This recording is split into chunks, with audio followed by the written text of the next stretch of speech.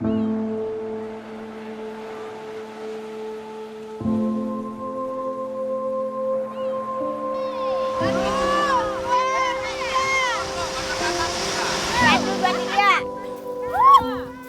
berawal dari situ kenapa ya budaya patriarki itulah yang melekat termasuk di Bayan. Bahwa dinomorsatukanlah laki-laki itu. Termasuk di acara apapun laki-laki adalah menjadi raja. Ternyata kami perempuan adalah seolah-olah jadi budak.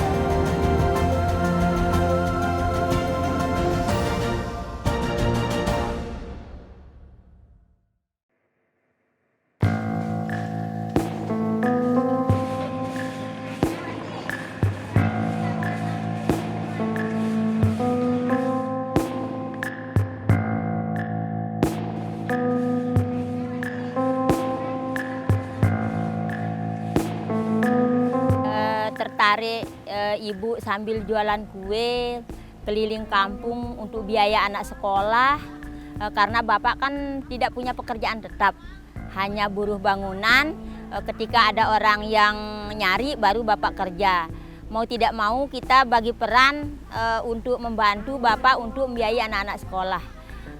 Berjalan seiringnya waktu ternyata di luar sana banyak sekali perempuan-perempuan yang bermasalah. Ibu bergabung menjadi komunitas.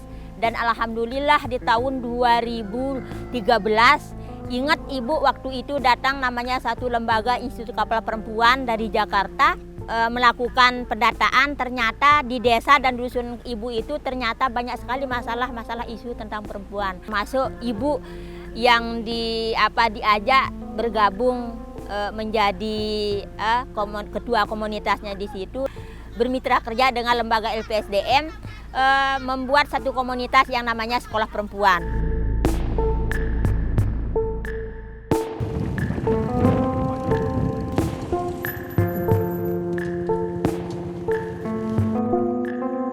Bahwa memang harus ada laki perempuan untuk bisa ikut menjadi anggota MKAD. Awalnya sih nggak percaya diri, tetapi berkat dukungan dari teman-teman komunitas sekolah perempuan ikut bersuara, akhirnya terpilih menjadi anggota MKAD. Dari sudut pandang kacamata gendernya kami selaku perempuan, itu ketika terjadi kasus kekerasan, kasus apapun itu, yang tentunya kami tidak bisa lepas dari adat karena kami itu sangat berpatokan juga, kami menghargai tentang kearifan lokal budaya kami, tapi tidak sepenuhnya permasalahan itu harus diselesaikan secara adat. Ketika terjadi kasus pernikahan anak yang melampaui batas, kalau sudah namanya anak, mau tidak mau kami harus berhubungan langsung komunikasi dengan pihak LPA. Nah, LPA kita sudah perjanjian dan kita dari badan Ustaz Habib ini kok. Nah, yang awal-awalnya dulu sebelum ini ada sekolah perempuan, sempat merasa bahwa di dalam rapat maupun itu di tingkat desa ini sempat termarginal dia kan, kalangan perempuan, artinya tidak pernah mau didengarkan begitu. Tetapi begitu Ibu Sarayah ini coba bergerak dalam ini, akhirnya banyaklah aspirasi, kemauan, kemudian apa yang diinginkan oleh para perempuan adat kita bisa tersalurkan dan terpenuhi semasa ini kan begitu.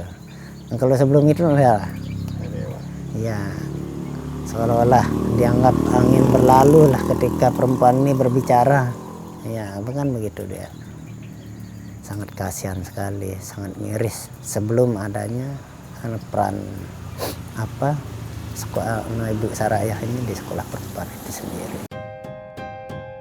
Otomatis ngirit. Nah, harapan kita juga ibu-ibu ketika mempunyai anak gadis, tolong teman-teman dekat itu adalah salah satu yang sering memperkenalkan mereka tentang banyak aplikasi-aplikasi, terutama film-film video porno, sehingga rasa ingin mencoba itu akhirnya mencoba akhirnya kecanduan gitu. Orang tuanya yang nak mau karena mereka sudah melakukan hubungan intim. Sudah lewat 6 bulan, tidak pernah ada nafkah untuk anaknya. Tapi saya memutuskan pergi ke pengadilan dan sidang untuk cerai. Seperti kemarin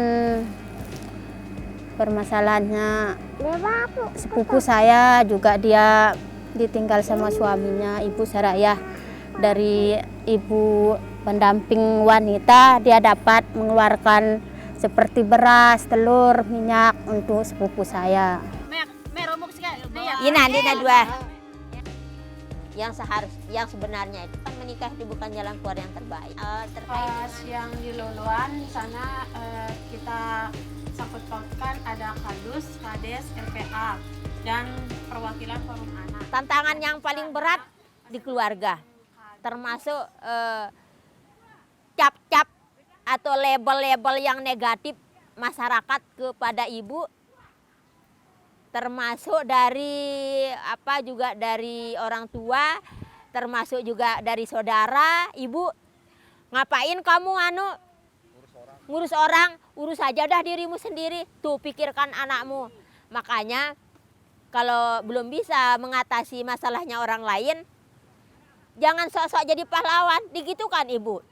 Di sini itu ketika kita punya anak perempuan disekolahkan di tempat jauh, itu yang menjadi sorotan mereka. Apalagi ekonomi kita yang sudah kurang gitu. Orang mengecap dan melabel ibu dengan hal perkataan. Bahkan ibu dipanggil di siang hari, pernah ibu rumahnya mau dibakar, dihadang di tengah jalan. Ibu tidak sendiri, saya bilang gitu. Ternyata termasuk teman-teman dimanapun teman ibu se-Indonesia tetap memberikan semangat, memberikan support, bahwa apa yang ibu lakukan itu adalah bukan hal yang salah, tetapi dengan ibu memperjuangkan sesama, ibu akan satu saat ibu akan dibantu juga, diberi kemurahan, dibuka pintu rezeki.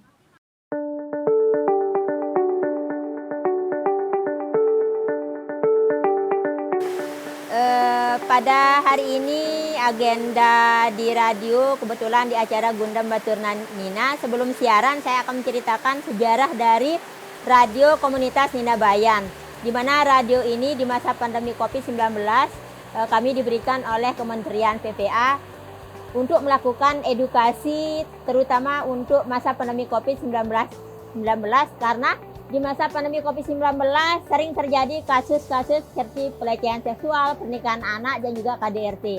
Di mana karena dengan berdiamnya tidak ada kegiatan di rumah sehingga terjadi hal-hal yang tidak diinginkan. Selain itu juga radio ini juga kita gunakan untuk anak-anak belajar melalui tutorial mengajar lewat radio. Karena jarak yang cukup jauh dengan medan yang cukup jauh yang tidak bisa diakses oleh sekolah-sekolah yang ada di pelosok-pelosok.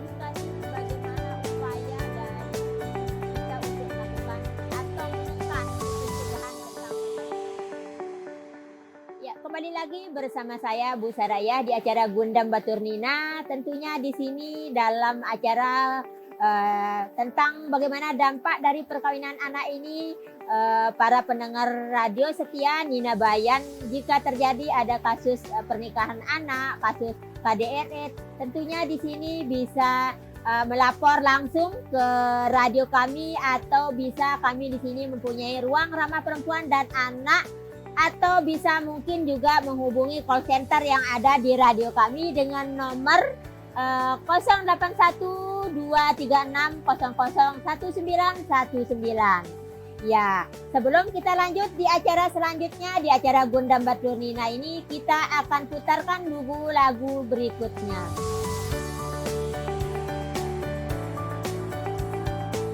Menjadi pilot project kemarin kan, sangat sekali Sukadana kan begitu. Wah, ternyata berkat kita yang ada di Desa Sukadana mengawali dengan sekolah perempuan itu menjadi contoh bahwa perempuan itu bisa dikatakan sebagai motivator terdepan. Ini kan untuk sekelompok ibu saraiyah yang menangani semuanya, untuk wanita yang lagi pantai di pesisir yang tidak layak untuk mencari rezeki, tapi kita masuk di kelompok ibu saraiyah. Walaupun kita mendapatkan rezeki terkadang kita mendapatkan rezeki 20.000, tapi mumpung ada kerjaan ya kita masuk ke kelompok ibu saraiyah.